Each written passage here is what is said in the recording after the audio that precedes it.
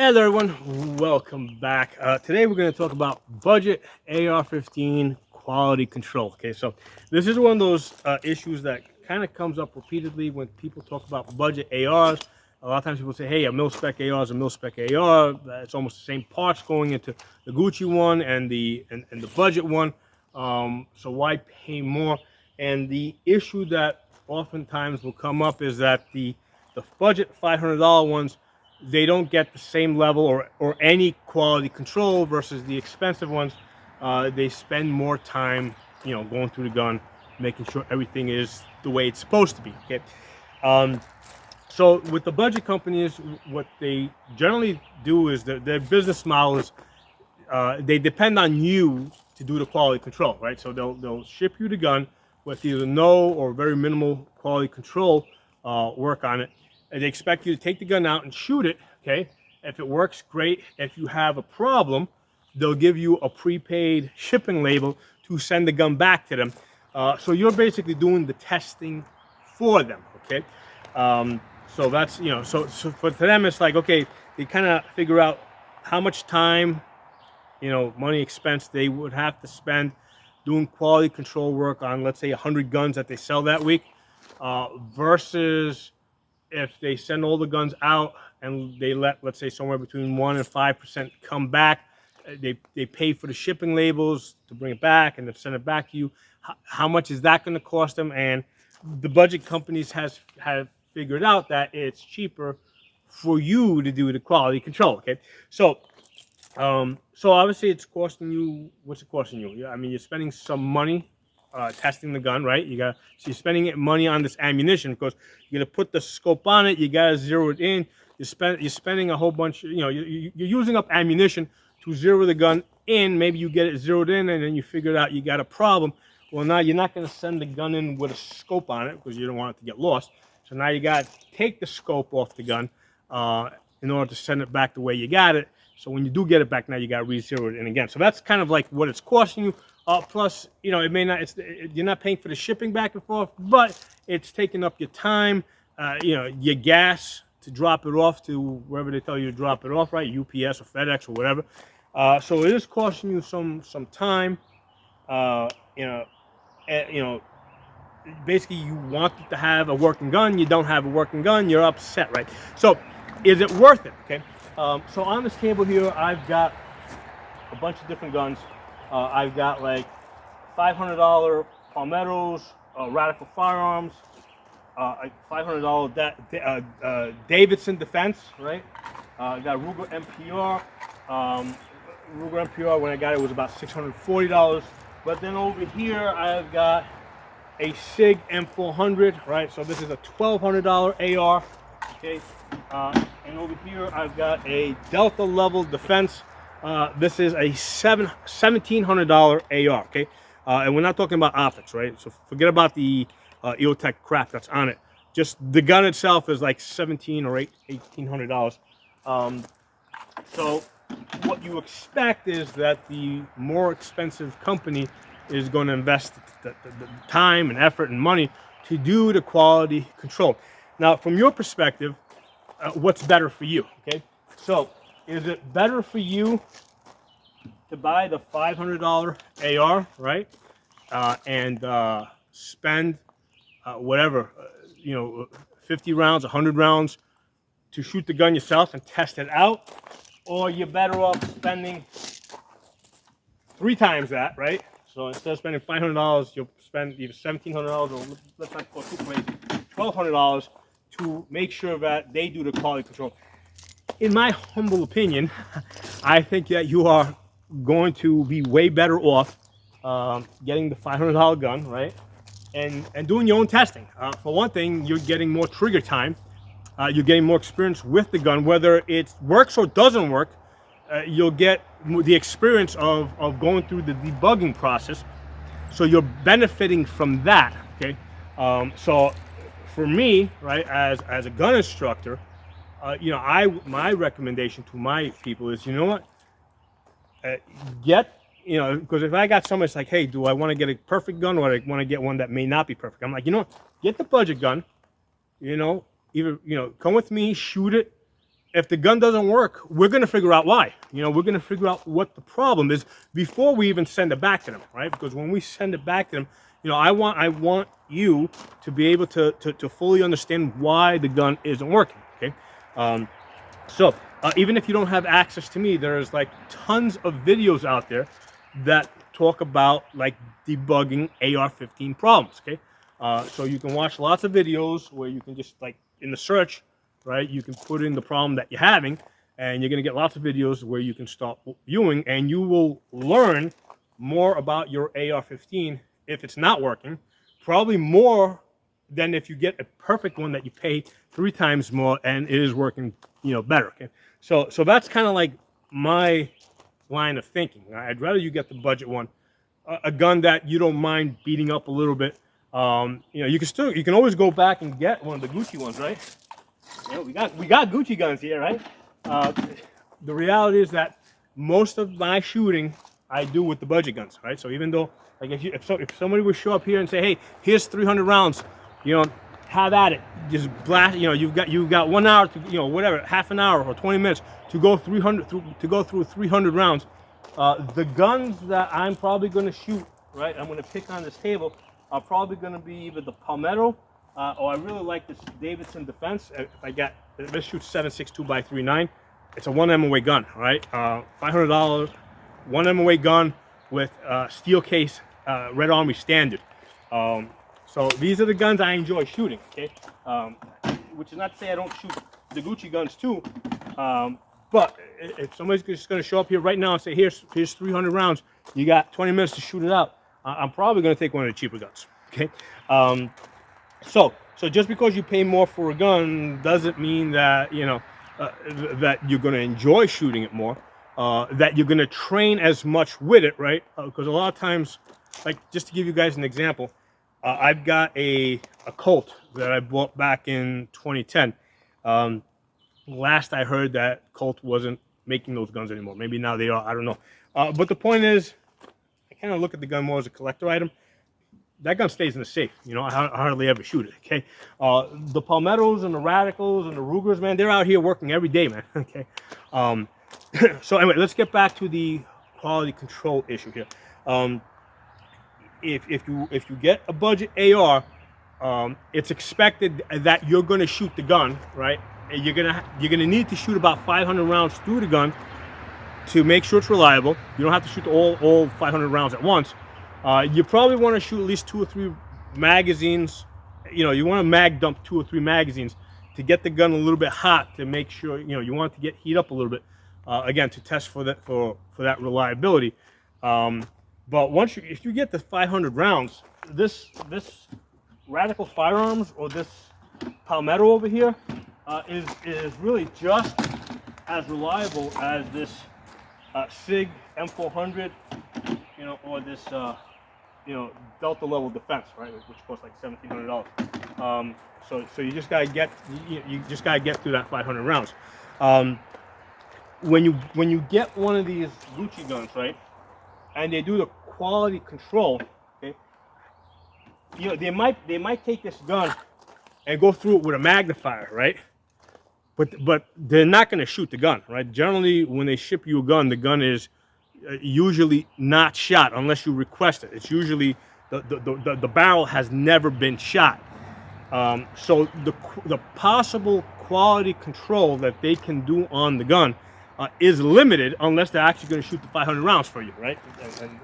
And heat the gun up and be sure that it's going to function. Okay, so I have I question the effectiveness of even the highest level of quality control because it's limited by the fact that they generally don't do a very high round count on it. Even if they do test fire, they usually fire 1 or 2 rounds. They don't shoot 500 rounds. Okay.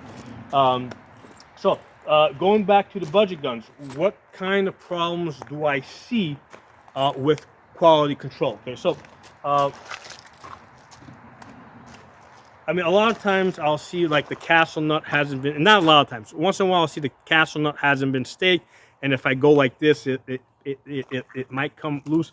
I have not, the truth is I've only seen that during buying panics, okay? When there's a buying panic, like it was back in 2020, or further back, back in whenever, when Obama was in office, there was another buying panic. In 2016, when Hillary was going to become president, that's when I really see quality control issues. I see him on the budget guns. I also see him on the expensive Gucci guns, right? Because everybody's rushing to get the guns out the door. Back in 2016, when everybody thought that Hillary was going to become president, the assumption was that she was going to become president and actually ban the AR-15s. So a lot of these oil companies out there were running on the mindset, let's just get the guns out the door because we're probably never going to be able to sell these guns again, okay? And, you know, I mean, that was their mindset, and I sold lots of guns in 2016 and also in 2020, but more in 2016, that the quality control was just horrible, regardless of the price, okay? So stuff like the castle nut, that might be out of whack, but that's a minor thing. That's an easy fix. There's lots of videos out there on how to stake the castle nut, or you can just put some Loctite on it and it'll probably hold. Although I actually stake it. But the main problem that you're usually going to have with budget ARs where the gun doesn't work, right, where it's a major issue, is gas system, right? There's a problem with the gas system that runs the gun. So the most common thing that I have seen, I've only seen it once on one of my ARs that I bought. I've seen it a few times on other people's ARs. The gas block, right? There's two Allen screws usually that hold the gas block in place. It's supposed to be you're supposed to use like a thermal Loctite, right? Like Roxette or something, to keep that gas block in place. And a lot of times they will forget to use that Loctite, or they won't put any, or they won't tighten those Allen screws. And what will happen is the gas block will move, right? So that the gas is now no longer coming up the gas, coming up the porthole and coming back here to cycle this.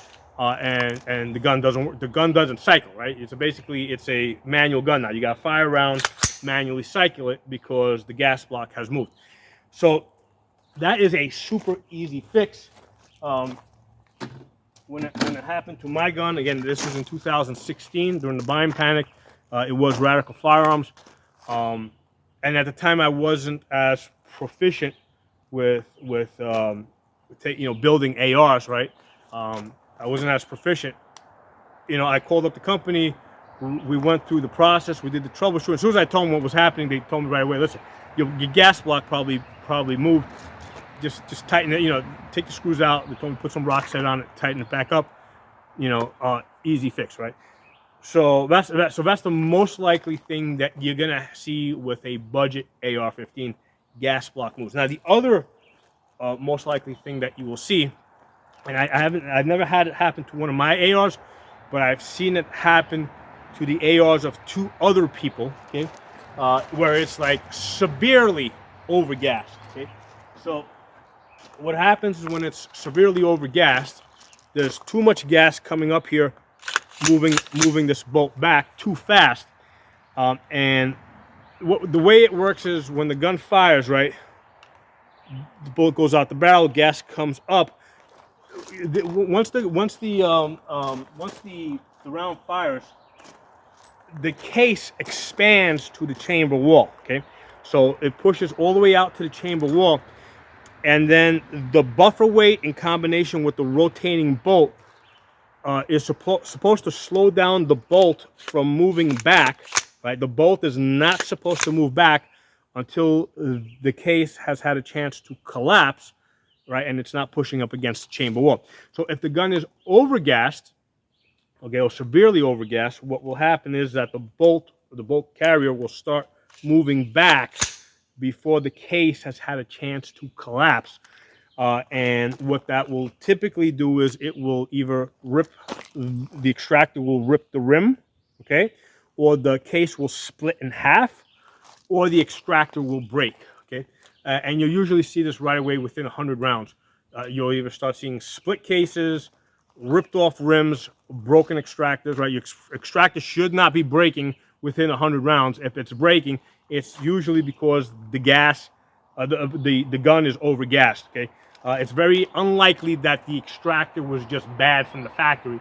More likely, it's just being stressed beyond its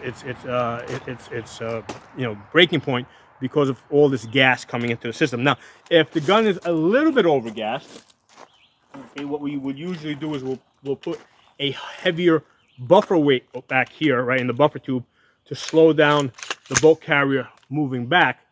However, if the gun is like severely overgassed to the point where it's splitting the cases, there's no amount of buffer weight that you're gonna put back in here, and I know because I've tried it. There's no amount of buffer weight that you can put back here that's going to slow this down enough so that it's not splitting the cases, okay, or ripping the rims. So what you gotta do is you gotta restrict the gas from coming back. Okay? Now the best thing to do, right, if you got that, because the problem here is that the gas port, the hole in the barrel that's sending the gas up, is too big, right? That hole was drilled too big. So the correct solution is to send the gun back, or at least the upper back, so that they can change out the barrel. All right, in most cases they'll just give you they'll just replace the upper. Change out, but the point is change out the barrel so that the gas port is the correct size, so that it's not overgassing the gun. Okay, that's a really easy fix. Again, I think it's definitely worth paying less money for the gun and just figuring this problem out. And then if there's a problem with it, just send it in. Especially if they're going to pay for the shipping back and forth. Okay? Now, if for some reason let's say you buy it like out of somebody's trunk or something, right? So you don't have a warranty, because a lot of times people will buy the gun, they don't know anything about the warranty. They're like, okay, gun doesn't work, and they'll just try to get rid of it without trying to fix the problem. So if you end up with a gun like that, right? Let's say you buy a gun out of somebody's trunk, and it's overgassed like that. Usually the company will still honor the warranty, but let's say that's not an option. You've got two options. Number one, you can change the barrel, right, to one that has a smaller porthole. You can change the gas block so that you get an adjustable gas block where you can restrict the gas coming up through the gas block. Or you can get a restrictive gas tube. So again, it's restricting the gas coming back into your bolt carrier. And I believe they even have restrictive bolt carriers where you can adjust the gas coming into the bolt carrier. However, I think that's the least reliable. That's the last choice I would go to. So those are two most likely problems you're going to have with AR-15 reliability. It's either undergassed. Oh, and I mean, I did see a video one time of somebody's gun being undergassed because the hole in the that was drilled into the barrel wasn't like it didn't have a hole. Like they had just started the hole, but they never went through it. So there was actually no gas coming up into the gas tube, right? It was so yeah, the gun couldn't cycle because even though it had the start of a gas port, maybe the drill bit broke or something, but the hole never went all the way through. That's not something you want to try and fix yourself, right? Because if you try and like if you have a situation where you're trying to finish the hole in the gas port, what's going to happen is your drill bit is going to go through, and first of all, there's going to be, when you drill through it, there's going to be burrs on the other side. You're never going to be able to clean out the burrs, okay? And the other thing is, so you're going to have burrs on the inside that's going to interfere with the rifling, right? And also the drill bit is most likely going to pass through, and it's going to hit the rifling on the underside. So don't try to correct that yourself. Just get the barrel changed, okay? That's not something that you can fix. If that hole isn't drilled properly, don't bother trying to fix it. If the hole is too big, that is fixable. I would just get an adjustable gas block. They're like 35. Palmetto sells them for $35. Other option is a restrictive gas tube to restrict the gas coming in. But I would go with one of those two. Again, the easiest thing to do is just send the gun in. You bought yourself a brand new gun. They're gonna pay for your shipping to bring it back and send it back to you. That's the easiest thing. Do your own troubleshooting. And you're paying a lot less for the gun, but in the end, you're gonna have a reliable gun when you get up to the point where you've shot 500 rounds through it, and now you know you've got a reliable gun. Okay? Trying to think any other problems. One of the things worth mentioning, Bear Creek Arsenal. Okay, I actually don't have any BCA ARs, but the bolt carrier group that came with this Davidson Defense 7.62x3.9, so this shoots AK rounds. The bolt carrier group in this is from Bear Creek Arsenal. Okay, and the firing pins from BCA are crap. Okay, so the first one that came with this broke within 250 rounds, and then the replacement broke within 30 rounds. Okay, so the solution was to get a firing pin, a $15 firing pin from, I think, Black Rifle Arms, and now this is an excellent, reliable AR that shoots 1 MOA groups with steel case Red Army standard. Okay, so it cost me an extra $15 to fix the problem. Now, was it worth the hassle, right? So it cost me some, like I had to spend about, whatever, 270, 200, almost 300 rounds before I fixed the problem, right? But what did it actually cost me? I mean, the complete upper was, I think it was $240. And then it's got a palmetto lower with a 2-stage trigger. So the whole thing is like $500, right, for a 1 MOA gun, which cost me an extra $15 to upgrade the firing pin. Was it worth it? And the answer for me is yes. It was absolutely worth it. To pay the extra $15 to figure out that there's a problem with the firing pin, and to pay the extra firing pin for the extra $15 for a reliable firing pin, because now I have a gun that I absolutely love. Okay, so that's an example of a budget AR where the quality control from BCA, right, is either less than perfect or non-existent. But ultimately, in the end, I ended up with a really good gun at a really great price. Okay, so the extra $15 that I spent, who cares, So anyway, that's my opinion. Those are the main problems I have seen. I mean, other issues. I mean, I'm going to completely ignore issues like there might be scratches or something on the gun, because that's just cosmetic. One time I did order a Palmetto 223 Wild. It was an upper. It came to me. I did see some scratches on it, and I'm like, you know what? Even though I was going to probably get this gun scratched up within a week or two, I'm just going to send it back to them. Let them send me a perfect gun. Okay? I mean, I want to be the gun. I want to be the one to scratch up the gun, right? So you're going to get stuff like that. I mean, if you look at this gun, it's got scratches all over it. I mean, we're talking like out of the box, brand new problems. That's the main problem you're gonna have is with your gas system. If you're gonna have a problem, you wanna look at your gas key. Make sure your gas key has been staked, right? I mean, I've never seen one that they forgot to stake. I mean, I've seen videos, I've seen pictures of ones that were poorly staked. I've never come across one that's been poorly staked. I did, in fact, on this Ruger MPR, which one is it? Right here, on this Ruger MPR, and I did not notice this until about 2 years after I had the gun and I was shooting it. But there's supposed to be 3 gas rings over here.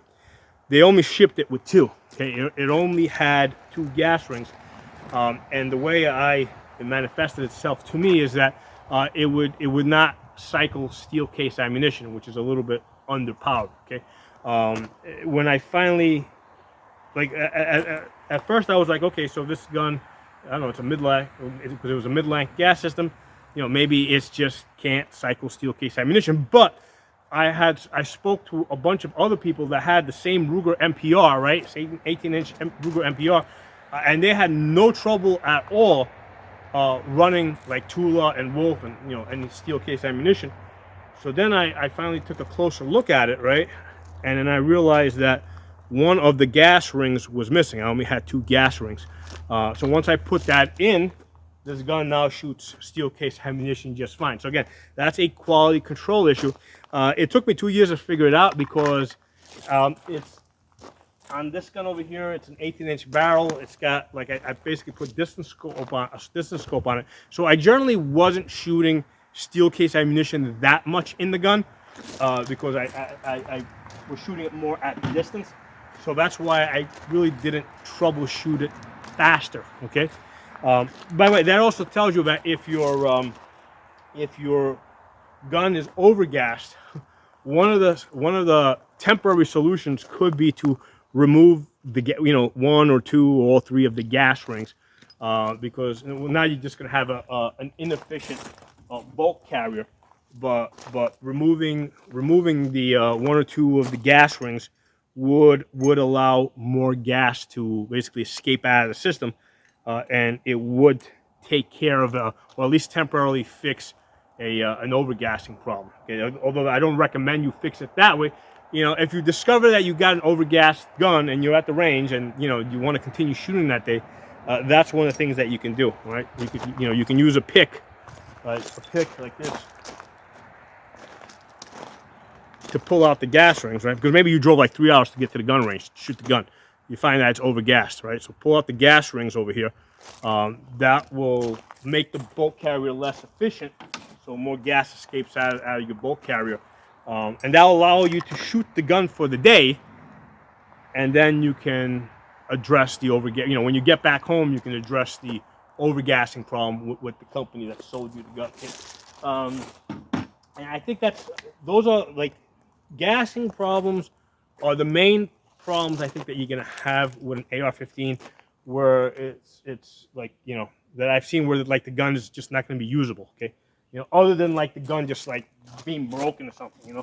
Like let's say like I've never seen it. Like I've never seen a situation where the magazine release like didn't work or something. I have seen a situation where, because the way the magazine release works is you push the button in and it twists around. I had seen a situation where when they assembled it, they didn't twist it in enough, so it was sitting kind of loose. So what it was doing is it was dropping the magazine a little bit too easy. So I looked at it and basically I just tightened it up and the gun was fine after it. So again, this is another situation of you being your own quality control. And this is a situation where, again, like you may not notice information, but if you have a problem where the magazine is dropping while you're shooting, you can just do a search for AR-15 dropping magazine during shooting, and I'm sure somebody's got a video out there explaining the situation that I just explained to you guys. Oh, other quality control issue that I have kind of seen is the different screws over here. Sometimes they don't Loctite these, like the ones that hold the rail in place.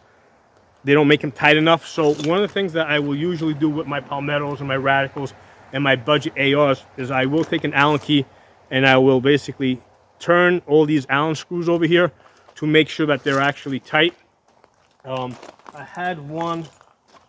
I don't have it here, but there was one of my Palmettos actually had an Allen screw on the top side here to kind of lock the rail in place.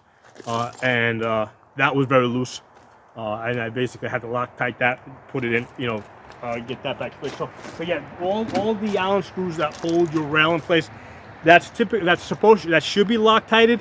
They usually do not Loctite it. Okay, they usually do not Loctite it. So all these, you gotta go through the gun, and it's not a bad idea to completely pull out these Allen screws, put some Loctite on it, and put them back in. That's not a bad idea. I'm just trying to think any other quality control problems that I can think of. Not really. Most of the major ones that I've had where like the gun's not working is usually related to the gas system, and it's either going to be either undergassed or overgassed. And I told you guys how to address that in the video. Or like I said, if you don't feel that you have the ability to test it out yourself, I mean, once you know that the gun is overgassed or undergassed, based on everything I told you, you just contact the company and say, hey, this is what the gun's doing, and you just ship it back to them, and they'll either fix it or they'll replace it for you. But now they know that, hey, this gun has this problem. Basically, the reason why you're getting the discount when you buy the gun is so that you can do the quality control work for them. Okay, so that's how that works. Anyway, drop some comments. Let me know what you guys think, and I will talk to you soon.